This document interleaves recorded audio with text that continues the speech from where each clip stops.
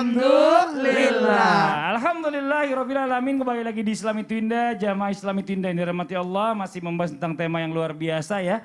Jika harus berpisah.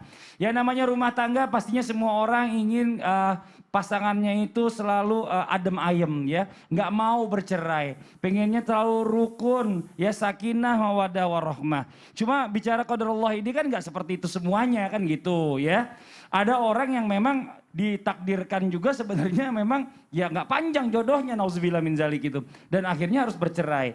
Nah namun apa yang harus dilakukan nih? Karena sebenarnya kalau tadi Ustadz Maulana bilang, tadi kita dengar ya guru kita bilang, Allah itu nggak suka, Allah benci perceraian. Tapi Allah mengizinkan, membolehkan gitu kalau memang nggak ada yang namanya kata mufakat atau lebih banyak mudarat daripada manfaatnya. Nah kalau gitu bagaimana solusinya nih kalau seandainya untuk orang-orang yang memang harus bercerai Ustadz Syam, mohon izin. Kita memang bahas ini berat banget nih, tapi kita harus perlu tahu ilmunya. Bismillahirrahmanirrahim. Tapi guru Ustazan ada, Ustadz Maulana, Mas Fadli, serta guru-guru kami yang dimuliakan Allah Subhanahu wa taala, serta seluruh ayah dan ibu yang berusaha untuk tetap menjaga keharmonisan rumah tangganya.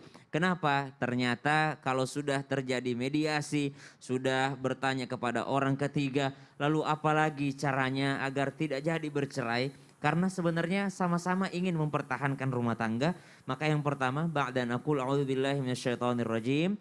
وَمِنْ آيَاتِهِ أَنْ خَلَقَ لَكُمْ مِنْ أَنْفُسِكُمْ أَزْوَاجًا. Maka senantiasalah melihat pasangan sebagai ayat-ayat Allah. Senantiasalah melihat pasangan sebagai tanggung jawab dari Allah Subhanahu wa taala.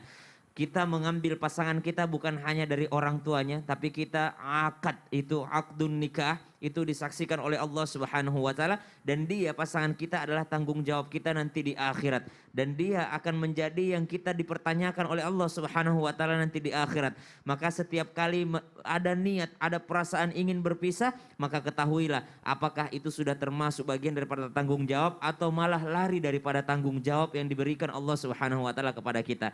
Maka setiap kali memandang pasangan sebagai ayat Allah yang harus dimuliakan, maka insya Allah ada perasaan ingin meredam sedikit ego yang ada di dalam diri kita. Ini bukan saya aja yang harus dimengerti. Saya memandangnya sebagai ayat-ayat Allah. Saya memandangnya sebagai tanggung jawab dari Allah. Bagaimana mungkin saya memisahkan diri dari dia, sedangkan saya harus bertanggung jawab di hadapan Allah Subhanahu wa taala. Kemudian yang kedua, jangan, memang dalam Islam, dalam fikih ada talak 1, talak 2 sampai talak 3.